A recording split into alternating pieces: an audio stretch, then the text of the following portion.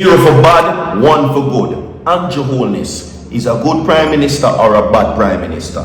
Yes or no? Andrew Holness, people, rate him for me there. 0 is bad. If Andrew Holness is a bad prime minister, then comment 0. 1 is good. If Andrew Holness is a good prime minister, then comment 1. Everybody, 100 likes on this video. Alright, it's a new month and happy holidays, everybody. August the 1st. And today is Guidance Saturdays. You understand? Extensive audio footage will be provided for you, my people. Big problem for Andrew Holness. You understand? Now, corruption. That is the big word. And if found guilty, the Prime Minister will be charged.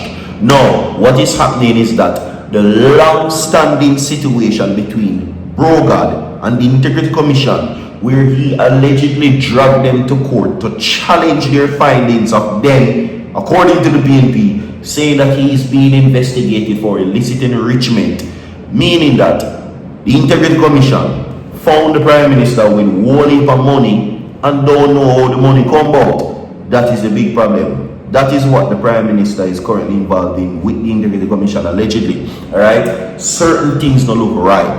Millions and billions of dollars is what the Prime Minister is worth.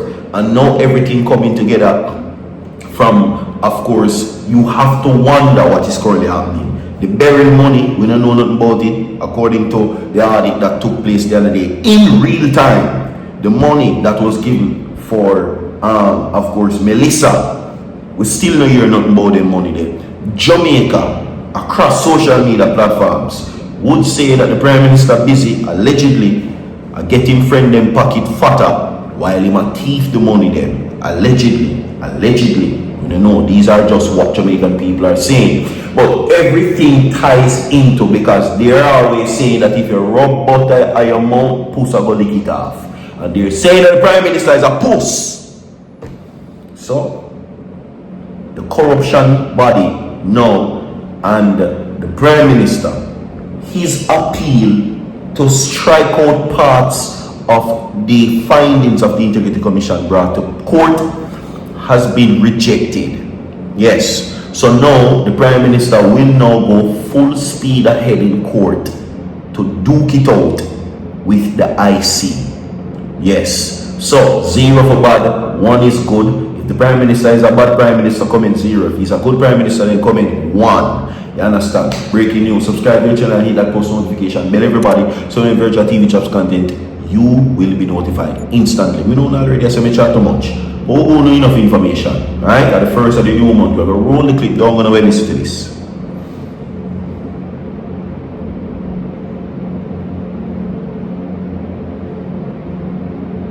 Prime Minister Dr. Andrew Holness, along with Imperium Holdings Limited, Positive Media Solutions Limited, and Positive Jamaica Foundation Limited, had asked the court to strike out several paragraphs of a second affidavit sworn by Craig Beresford, then the Commission's Director of Information and Complaints.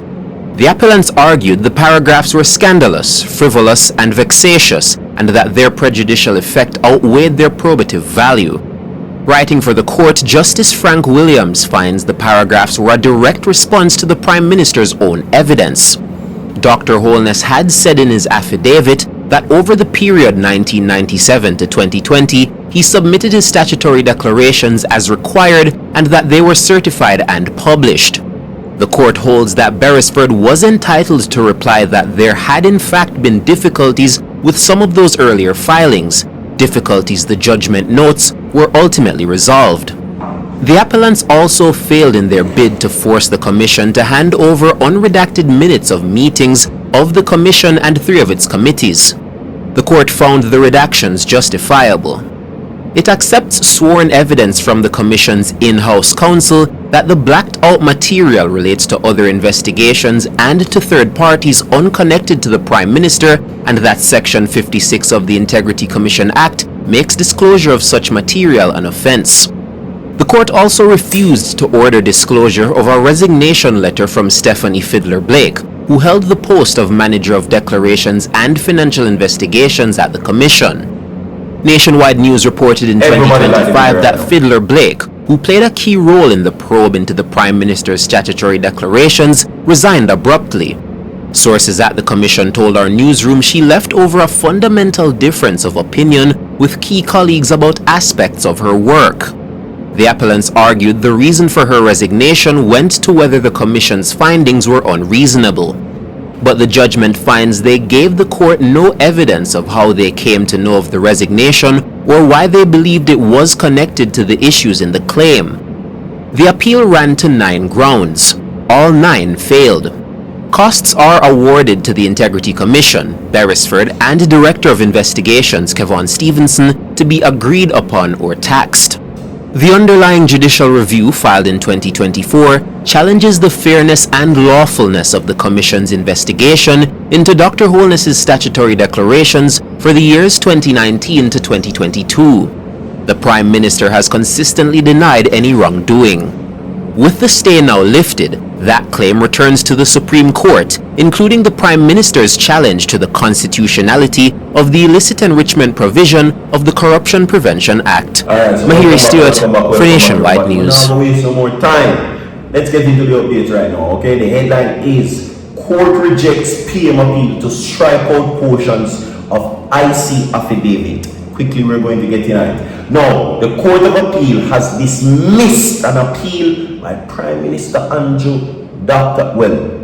Minister Dr. Andrew Holness against a Supreme Court ruling in his legal battle with the Integrity Commission. Now, in a judgment handed down on Friday, the 3 members of the 3-member panel affirmed all the orders made by the Supreme Court Justice Althea Jarrett on July 31st, 2025. Now, the court also lifted the stay of proceedings imposed on while the appeal was pending, clearing the way for a substantive judicial review to resume in the Supreme Court. Now, according to what is being said, Prime Minister Dr. Andrew Holness, along with Imperium Holding Limited, Positive Media Solutions Limited, and the Positive Jamaica Foundation Limited, had asked the court to strike out several paragraphs of a second affidavit sworn by Craig Beresford, the then Commission's Director of Information and Complaints. Now, the appellants argued that the paragraph were scandalous, frivolous, vexatious, and that their prejudicial effect outweigh their probative value. Now,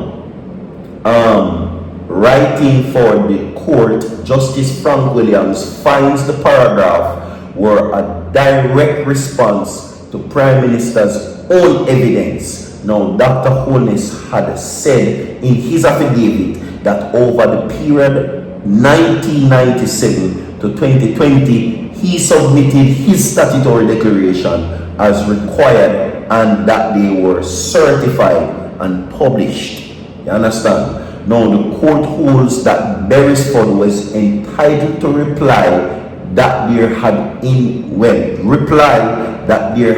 in fact been difficulties, which some of those earlier filings, difficulties the judgment notes, were ultimately resolved. Now, the appellants also failed in their bid to force the commission to hand over unredacted minutes of meetings of the commission and 3 of its committees. You understand? Alright? So yeah, Prime Minister, you look like you're going to find out or escape that one.